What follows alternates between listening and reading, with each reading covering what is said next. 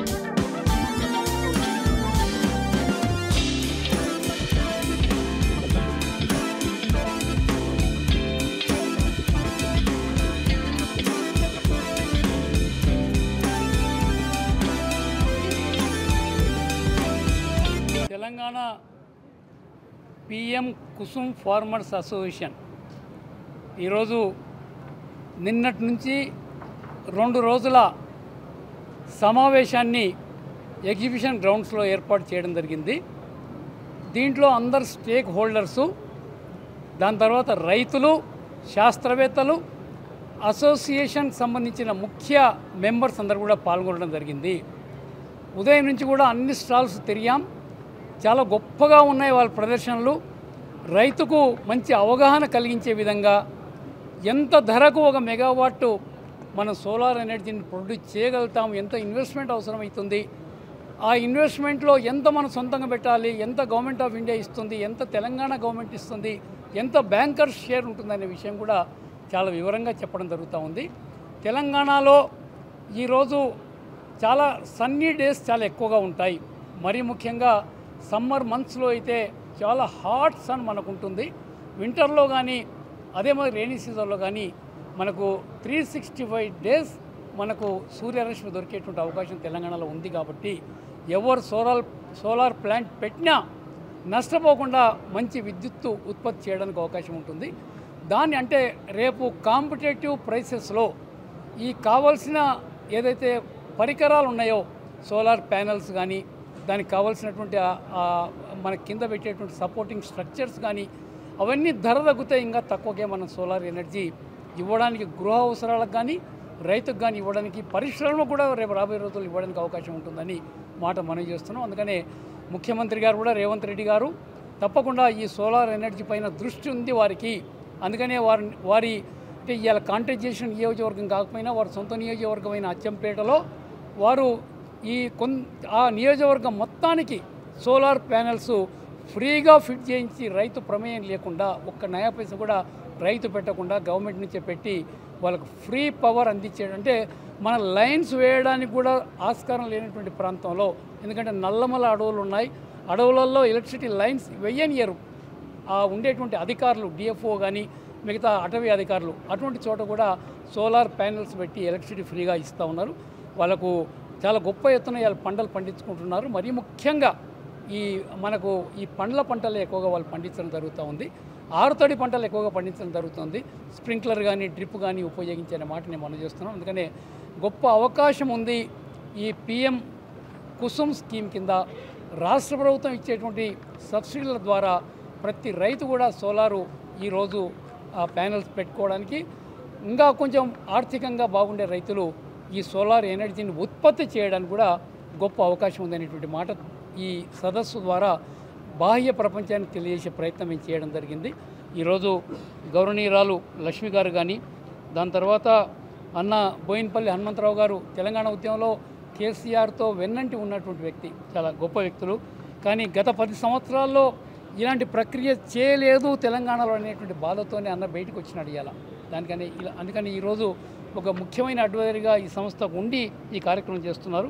అదే మాదిరిగా సంతోష్ గారు కానీ, రమేష్ గారు కానీ, మిగతా ఆదినారాయణ రాజు గారు కానీ సబ్జెక్ట్లో బాగా ఎక్స్పర్ట్స్గా ఉన్నారు. అందరు కూడా వారి ఆ ఎక్స్పర్టైజ్ని మనం వాడుకొని రైతాంగానికి మేలు చేసే ప్రక్రియ చేపట్టాలని మనసారా రాష్ట్ర ప్రభుత్వాన్ని, కేంద్ర ప్రభుత్వాన్ని కోరుకుంటా ఉన్నాం. అంటే డైరెక్ట్గా ఎవరైనా మంత్రుల్ని కానీ మీరు ముఖ్యమంత్రి ముఖ్యమంత్రిని కానీ కలిసే ప్రయత్నం ఏమైనా చేశారా? తప్పకుండా. అంటే వీరు అసోసియేషన్ పోయి ముఖ్యమంత్రి గారిని ఆహ్వానించారు, బట్టి గారిని ఆహ్వానించారు. కొంచెం బిజీగా ఉండడం వల్ల వారు నన్ను పంపించడం జరిగింది. అంటే ప్లానింగ్ బోర్డు వైస్ చైర్మన్గా ఉన్నాను. ఏదైనా సలహా ఉంటే మీరు ఇలా ముఖ్యమంత్రి గారే ప్లానింగ్ బోర్డు చైర్మన్ కూడా, అందుకని అలాంటి సూచనలు సలహాలు మీరు ఇవ్వడానికి అవకాశం ఉంటుంది, మీరు పోయిరాండి అనే మాట చెప్పినారు. నేను ఎక్కడ ఏ మీటింగ్ పోయినా, ఏ సంఘటన జరిగినా పోయినా నేను రిపోర్ట్ తయారు చేసి ముఖ్యమంత్రి గారికి ఇస్తూ పోతూ ఉంటాను. ఆ ప్రకారం మొన్న షాద్నగర్లో ఎస్సీ డిగ్రీ అమ్మాయిల కాలేజీలో కొన్ని తప్పులు జరుగుతూ ఉన్నాయి, ప్రిన్సిపాల్ చాలా అడమెంట్గా బిహేవ్ చేస్తూ ఉంది, భోజనం బాగాలేదు అనేటువంటి మాట చెప్తే మేము ఇచ్చిన రిపోర్ట్ ప్రకారం ఎంబడే ఆ ప్రిన్సిపాల్ని సస్పెండ్ చేయడం జరిగింది. ఇలాంటివి ఎన్నో సంఘటనలు ఉంటా ఉన్నాయి.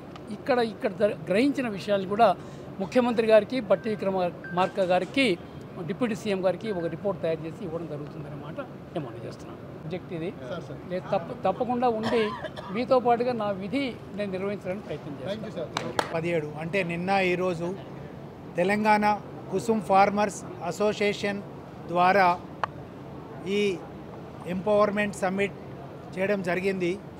దీంట్లో రకరకాల రిక్వైర్మెంట్స్ ప్యానెల్స్ నుంచి, వెండర్స్ నుంచి, ట్రాన్స్ఫార్మర్స్, అలాగే స్ట్రక్చర్, అలాగే మిగతా టెక్నికల్ ఇష్యూస్ అన్నీ డిస్కస్ చేయడం జరిగింది. ఈ స్కీమ్ కింద తెలంగాణలో 883 ఫార్మర్స్ 1250 మెగావాట్స్కి పర్చేజ్ అగ్రిమెంట్ చేయడం జరిగింది. దీంట్లో చాలా ఇష్యూస్ ఉన్నాయి కాబట్టి రైతులకి డే 1 నుంచి మనం ప్లాంట్ కమెంట్ చేసే వరకు రావాల్సిన అంటే రాబోయే ఇష్యూస్ ఏమున్నాయి, ప్రాబ్లమ్స్ ఏమున్నాయని అవన్నీ టెక్నికల్ సెషన్ ద్వారా నిన్న మరియు ఈరోజు డీటెయిల్గా డిస్కస్ చేయబోతున్నాము. ప్రతి రైతుకి ఈ అవగాహన సదస్సు ద్వారా వాళ్ళు సాయిల్ శాంపుల్ నుంచి మొదలెట్టేసేసి లీగల్ ఒపీనియన్ నుంచి మొదలెట్టి, అలాగే వాల్యుయేషన్ కావచ్చు, బ్యాంక్ దగ్గరికి వెళ్ళడం కావచ్చు, బ్యాంకులో ఉండే డాక్యుమెంటేషన్ ఏం కావచ్చు, తర్వాత వాళ్ళు ఎక్కడ ఎలా ప్యానెల్ సెలెక్ట్ చేసుకోవాలి, ఎలా మిగతా రిక్వైర్మెంట్ సెలెక్ట్ చేసుకోవాలనే దాని గురించి వాళ్ళందరికీ అవేర్నెస్ చేయడం జరిగింది. ఈ సంస్థ ఆల్మోస్ట్ ఒక 70 డేస్ బ్యాక్ మేము కొద్దిమంది కలిసి ప్రయత్నం చేశాము. అంటే సంస్థ రిజిస్ట్రేషన్ అయ్యి లెస్ దెన్ 15 డేస్ ఉంది. కానీ అన్నలు హనుమంతరావు గారు, లక్ష్మి గారు, మిగతా వాళ్ళందరూ సపోర్ట్ చేయడం మూలంగా ఈరోజు ఈ సంస్థకి ఇంత రెస్పాన్స్ వచ్చింది. ఈ సంస్థ ఈ రోజుతోని కాకుండా 25 సంవత్సరాలు మనమందరం కలిసి ప్రయత్నం చేయాలి. అందుకనే చిన్నారెడ్డి అన్నని గౌరవ అధ్యక్షులు ఉండాలని రిక్వెస్ట్ చేశాము. అన్న ఆల్మోస్ట్ ఒప్పుకున్నారు. కాబట్టి ఇప్పటి నుంచి మన సంస్థకి డాక్టర్ చిన్నారెడ్డి గారు రైతు బిడ్డ, వ్యవసాయం చదువుకున్నారు, వ్యవసాయంలో పిహెచ్డి చేసినారు, 4 సంవత్సరాలు 4 టైంలో ఎమ్మెల్యేగా చేసినారు, మంత్రిగా చేసినారు. ముఖ్యంగా ప్రస్తుత గవర్నమెంట్కి ప్లానింగ్ కమిషన్కి వైస్ చైర్మన్గా ఉన్నారు, ముఖ్యమంత్రి గారేమో చైర్మను. అంటే ముఖ్యమంత్రి గారు ఉండే బిజీ షెడ్యూల్లో ఆల్మోస్ట్ వైస్ చైర్మన్గా అన్ననే మొత్తం చూస్తుంటారు. కాబట్టి మన అవసరాలు, మన రిక్వైర్మెంటు, మన ఇష్యూస్ ఏమైనా ఉంటే అన్న ద్వారా మనం ఈ రోజు నుంచి ఇంకా కొంచెం సులభంగా వెళ్ళడానికి అవకాశం ఉంటుంది అనుకుంటున్నాను. అన్నకి తెలంగాణ గురించి ఇందాక హనుమంతరావు గారు చెప్పినట్టు తెలంగాణలో ముందు నుంచి తెలంగాణ కావాలని, తెలంగాణ రైతులు బాగుపడాలని అన్న కృషి ఎనలేనిది. మనలో ఒకటిగా మనతోని గౌరవాధ్యక్షుడు ఉండి మనలందరినీ తను ముందుండి నడిపించాలని మీ అందరి ద్వారా నేను కోరుకుంటున్నాను. Thank you very much. Solar system government okay చేసిన తర్వాత అది వ్యవసాయ రంగంలో ఎలాంటి మార్పు వస్తుంది? వ్యవసాయ రంగంలో మార్పు అంటే ముఖ్యంగా ఇవి ఆబ్సెంటీ ల్యాండ్ లార్డ్స్ కానీ, లేదంటే వ్యవసాయానికి వినియోగం లేని భూములు కానీ పెడుతున్నాం కాబట్టి వ్యవసాయంకి పెద్దగా ఎఫెక్ట్ కాదు. 880 ఫార్మర్స్ అంటే మనము ఆల్మోస్ట్ 1400 మెగావాట్స్ అనుకున్నా కూడా 1400 × 3 అంటే 4500 ఎకర్స్ మాత్రమే దీనికి వాడబోతున్నాం. మీరు ఈరోజు చూస్తే రియల్ ఎస్టేట్ రంగంలో ఎన్నో ప్లాట్లు అవి చేసేసి వాటికి ఏమి యూటిలిటీ లేదు. అంటే భూమి పరంగా ఓన్లీ 4500 ఎకరాలు మాత్రమే ఉంటుంది. కానీ ఈ అందరు రైతులు 5000 నుంచి 5500 కోట్ల ఇన్వెస్ట్మెంటు, అది లోను కావచ్చు, మా సొంత డబ్బులు కావచ్చు, ఇంత ఇన్వెస్ట్మెంట్ చేసేసి తక్కువ రేటుకి విద్యుత్ ఉత్పత్తి చేసి డిస్కామ్లకి ఇప్పుడు ఈరోజు మనము 6 రూపాయలు 7 రూపాయలు థర్మల్లో పవర్ కొంటున్నాం ఈరోజు కూడా. అదే కాకుండా మనకి పొల్యూషన్ ఎఫెక్ట్ ఉంది థర్మల్ ద్వారా. అంటే 2047 లోపు పొల్యూషన్ జీరో చేయాలని సోలార్ పవర్ని మనము మోటివేట్ చేస్తున్నాం. అది సెంట్రల్ గవర్నమెంట్ కావచ్చు, స్టేట్ గవర్నమెంట్ కావచ్చు. మేము ఈ 883 మంది రైతులమి మా వంతు సాయంగా మా సేవింగ్స్ మేమంతా పెట్టి 15-20% మేము ఇన్వెస్ట్ చేసి దేశానికి, రాష్ట్రానికి మేము సేవ చేస్తాం అనుకుంటున్నాం. ఎందుకంటే డిస్కామ్కి ఈరోజు తక్కువ రేటుకి ఫిక్స్డ్ ప్రైస్కి 25 సంవత్సరాలు మేము వాళ్ళకి ఇవ్వబోతున్నాం. ఈరోజు మనం డొమెస్టిక్ రేట్ చూసుకుంటే, కమర్షియల్ రేట్ చూసుకుంటే 6 నుంచి 9 రూపాయలు మనం ఛార్జ్ చేస్తున్నాం.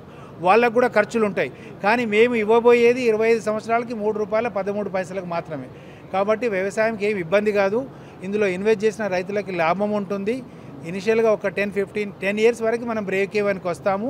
దాని తర్వాత లాభం ఉంటుందని అనుకుంటున్నాం. గవర్నమెంట్ ఆఫ్ ఇండియా లాంచ్ చేసిండ్రు. లాంచ్ చేసినప్పుడు మిగతా రాష్ట్రాలలో, రాజస్థాన్లో కావచ్చు, మధ్యప్రదేశ్లో కావచ్చు, గుజరాత్లో కావచ్చు, వాళ్ళు చాలా ముందుగా స్టార్ట్ చేసిండ్రు. ప్రీవియస్ గవర్నమెంట్ దీన్ని నెగ్లెక్ట్ చేసిండ్రు. ఈ స్కీమ్ ఇక్కడ లాంచ్ చేయలేదు. ఈ స్కీమ్ లాంచ్ చేయడానికి కాంగ్రెస్ గవర్నమెంట్ ముందుకు వచ్చి లాంచ్ చేసిండ్రు. లాంచ్ చేసిన తర్వాత జనవరి 25లో లాంచ్ చేశారు. అప్పటి నుంచి రైతులు కూడా అన్యూన్య స్పందన వచ్చింది. వేలాది మంది రైతులు వచ్చినారు. ఇప్పుడు 883 ఫార్మర్స్ ఉన్నారు. కాబట్టి వీళ్ళందరినీ ఒక తాటి మీద నడపడానికి అన్న డైరెక్షన్లో మేమందరం అన్న వెనకాల ఉండి ముందుకెళ్దామని కోరుతున్నాం. అంటే మన రేవంత్ రెడ్డి గారికి, అలాగే మన డిప్యూటీ చీఫ్ మినిస్టర్ విక్రమార్క గారికి, TG REDCO and south and north డిస్కామ్లు వాళ్ళంతా శ్రమ వాళ్ళు చేశారు. అంటే ఇందాక మేము ట్రయల్స్ మీద చెప్పినట్టు ఈ స్కీమ్ కొత్తదైనప్పుడు వాళ్ళకు దానిలో రాబోయే ఛాలెంజెస్ ఏంటని ముందుగా ఎవరికి తెలియదు. ఈరోజు రైట్ ఆఫ్ వే ఇష్యూ ఉంటుందని మనం అనుకోం. మామూలుగా ఏమనుకుంటారు, పోలేసుకుంటూ పోతాం అనుకుంటారు. అలా లేదు, రైట్ ఆఫ్ వే ఇష్యూస్ ఉన్నాయి, పక్క ఫార్మర్తో ఉంది. అలాగే వాళ్ళకు కూడా తెలియదు. కాబట్టి వాళ్ళకున్న పరిమితిలో వాళ్ళు డెఫినెట్గా మాకు ఇప్పటివరకు మంచి సహాయమే చేశారు. ఇంకా చిన్న చిన్న ఇష్యూస్ ఉన్నాయి, అవి పెద్దవి కావు. ఇంత పెద్ద ప్రాజెక్టులు పెట్టుకొని ముందుకు వెళ్ళాలనుకున్నప్పుడు వాళ్ళ సహాయం సహకారం మాకు ఉంటుంది అనుకుంటున్నాం. ఇట్లాగూ ఉంటుందని ఆశిస్తున్నాం. గవర్నమెంట్కి కూడా మేము ధన్యవాదాలు తెలియజేసుకుంటాం. Thank you very much.